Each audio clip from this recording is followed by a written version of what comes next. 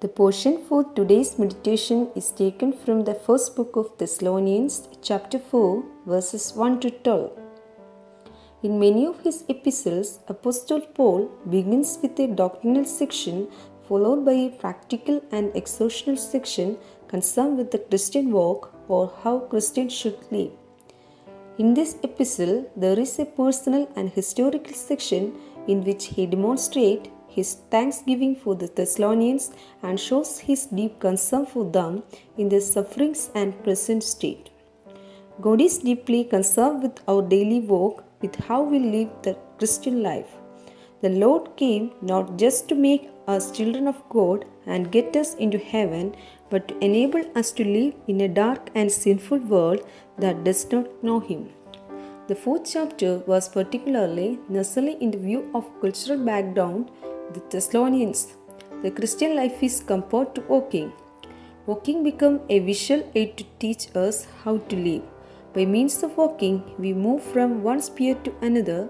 We seek to carry out certain responsibilities at work, at home, in church, and in society. The 12 verses of 1 Thessalonians chapter 4, Paul exhorts us to walk his way by following three qualities. Firstly, serve God by being sexually pure. In the first 8 verses, Paul explains that God's will is for us to become holy like Jesus. Paul expects us to live in sanctification and honor, not in lustful passion like the Gentiles who do not know God. Paul says that we can have the power and the discipline to stay sexually pure. God is simply waiting for you to confess your sin, receive His forgiveness, and go and sin no more. Secondly, serve God by loving other believers. In the 9th and 10th verses, Paul reminds the Thessalonians that they should demonstrate the love of brethren.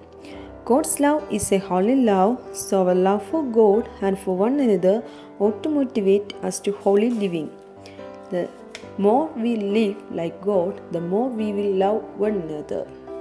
Thirdly, serve God by working, not meddling. In the last 2 verses, Paul argues that our work is a witness. People are watching. We are witnesses. Let me say it again. Walk His way.